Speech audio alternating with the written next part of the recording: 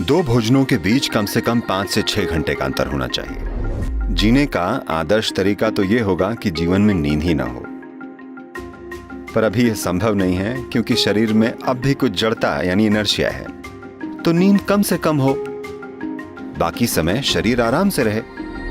गुनगुने पानी में थोड़ा सा शहद मिलाकर पिएं। ऐसा रोज करें और आप पाएंगे धीरे धीरे खून में आरबीसी बढ़ जाएंगे।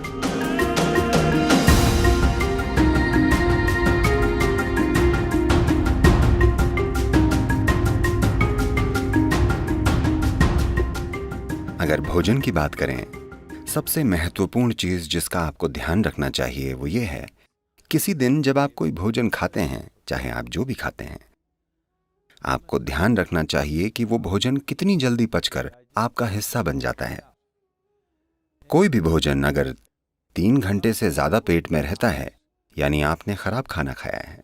वो भोजन या तो आप छोड़ दें या कम से कम खाएं। अगर भोजन 3 घंटे में पेट से आंतों तक पहुंच जाता है, यानी आप कुछ ऐसा खा रहे हैं जिसे आपका सिस्टम अच्छे से पचा पाता है। शायद वो सबसे अच्छा भोजन न हो, पर सिस्टम उसे पचा पा रहा है। और दो भोजनों के बीच अगर आप 5 से 6 घंटों की दूरी बनाए रखते हैं और बीच में अगर कुछ भी ना खाया जाए, तो आप पाएंगे कि कोशिकाओं या सेल्स के स्तर पर सिस्टम में सफाई होगी। सेलुलर स्तर की यह सफाई स्वस्थ जीवन के लिए सबसे जरूरी और सबसे ज्यादा महत्वपूर्ण है। तो दो भोजनों के बीच कम से कम 5-6 घंटों का अंतर होना चाहिए। अगर आपकी उम्र 30 से ज्यादा है तो दिन में दो बार अच्छे से भोजन करना काफी होगा। एक सुबह का भोजन और एक शाम का। शाम के भोजन के बाद कम से कम 3 घंटे रुक कर सोना चाहिए और कुछ शारीरिक काम होना चाहिए। जरूरी नहीं है कि बहुत भारी या जोरदार गतिविधि हो, बस थोड़ी सी सैर या शायद थोड़ा सा डांस या ऐसा कुछ। अपने लिए कुछ ऐसा करें ताकि शाम के भोजन के बाद कम से कम 20 से 30 मिनट कुछ शारीरिक काम हो। ऐसा करने से आपका सिस्टम काफी स्वस्थ होगा।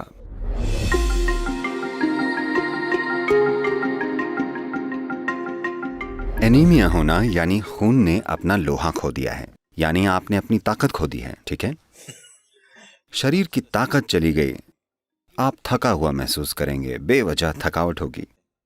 क्योंकि जब लोहा कम हो जाता है तब खून का ऑक्सीजन शरीर में अच्छे से नहीं पहुंचता, यानी आपका शरीर, आपका हृदय, आपका दिमाग सब कुछ ज्यादा काम नहीं कर पाएंगे क्योंकि आपके पास ऑक्सीजन कम है।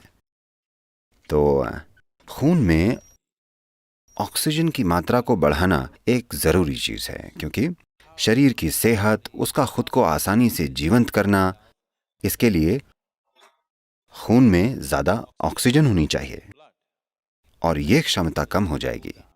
खासकर महिलाओं को ध्यान रखना चाहिए। उनके शरीर की प्रक्रिया के कारण उनमें हीमोग्लोबिन की कमी हो सकती है, जिससे खून में ज्यादा ऑक्सीजन नहीं समा पाएगा और बेवजह वो थक जाएंगी।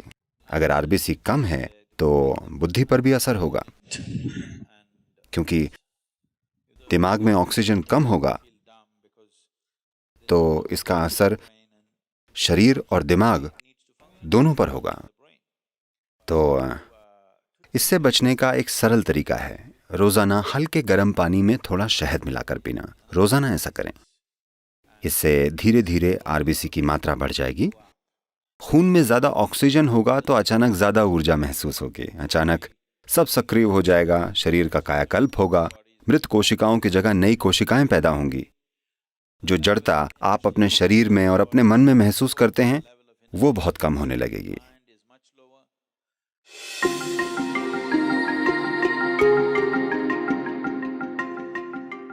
तो शहद हमारे सिस्टम पर अलग अलग असर डालता है। कच्चे शहद का एक तरह का असर होता है, ठंडे पानी में पीने से उसका असर अलग होता है, हल्के गर्म पानी में पीने से अलग ही असर होता है। हम यहां इसे हल्के गर्म पानी में पीकर सिस्टम को खोलना चाहते हैं।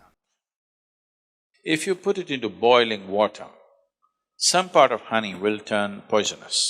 उबलते पानी में डालने से शहद का कुछ हिस्सा जहरीला हो जाता है। तो इसे कभी भी उबलते पानी में नहीं डालना चाहिए या इसे पकाना नहीं चाहिए। मैं जानता हूँ कि पश्चिम में लोग शहद के केक बनाते हैं, वो इसे पकाते हैं। एक तापमान को पार कर जाने के बाद शहद जहरीला हो जाता है।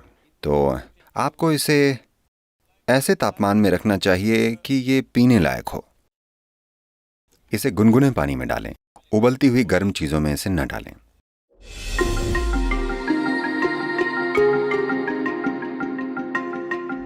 देखिए, नींद अपने आप में जीवन की जरूरत नहीं है। शरीर को नींद नहीं, आराम चाहिए। नींद आराम का बस एक रूप है। कई लोग ऐसा सोचने लगे हैं, तमिलनाडु में अगर कोई कहे ரெஸ்ட் பண்ணிக்கிறாங்க, यानी वे सो रहे हैं। जरूरी नहीं है, बैठकर भी आराम हो सकता है ना? हाँ, खड़े होकर भी आराम हो सकता है। दौड़ते दौड़ते खड़े हो जाने पर भी आराम मिलता है। आप खड़े थे, अगर आप बैठ जाएं तब भी आराम मिलता है। आराम करने के कई तरीके हैं। सबसे जरूरी बात यह है कि आराम यानी आप ऊर्जा का इक्वेशन बदल रहे हैं, यानी ऊर्जा का खर्च कम हो रहा है पर इसकी पैदावार उसी तेजी से हो रही है। तो कुछ समय बाद ताजगी महसूस होती है क्योंकि ऊर्जा कम खर्च हो रही है। मूल रूप से आप ऊर्जा को मैनेज कर रहे हैं। काम करते समय ऊर्जा ज्यादा खर्च होती है, पैदावार जितनी भी हो, पर वो काफी नहीं होती। कुछ समय में आप थक जाएंगे क्योंकि भारी खपत हुई है। खर्चा कम करके पैदावार बढ़ाई जाए तो कुछ समय में ज्यादा ऊर्जा महसूस होती है। सबसे बेहतरीन तरीका तो यह होगा कि जीवन में नींद ही ना हो, पर अभी यह संभव नहीं है क्योंकि शरीर में कुछ जड़ता है। तो कम से कम नींद ठीक है, बाकी समय शरीर को आराम है।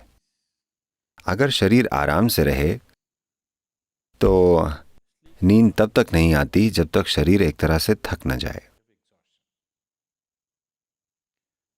तो शरीर कभी भी नींद नहीं मांगता, पर आराम जरूर मांगता है। अगर आपको यहां आराम से बैठना नहीं आता तो ये ऐसे आराम करेगा, इस प्रकार। अगर आप बिल्कुल आराम से बैठ पाएं तो ये बिना सोए घंटों बैठेगा,